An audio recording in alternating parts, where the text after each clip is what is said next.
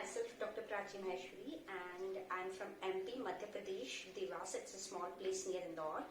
And I came here for hysteroscopy today's training course. And I'm really amazed to attend this course. Anupama ma'am is very nice. She's very helping and a very nice surgeon. And she gave everything hands-on in these 2 days.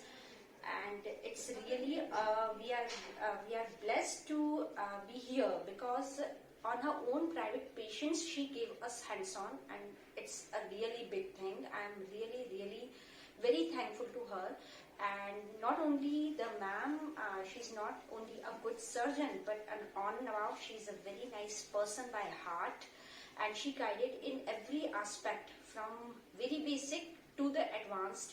And not only hysteroscopically, we came here only for hysteroscopy course, but she didn't guide only in hysteroscopy, but whatever questions we asked in the OT other than hysteroscopy also, she replied very nicely and she helped us a lot. In TILT, I really want to wish them a great success, and in TILT, it's not only ma'am, but every staff helped us a lot, guided us in every manner.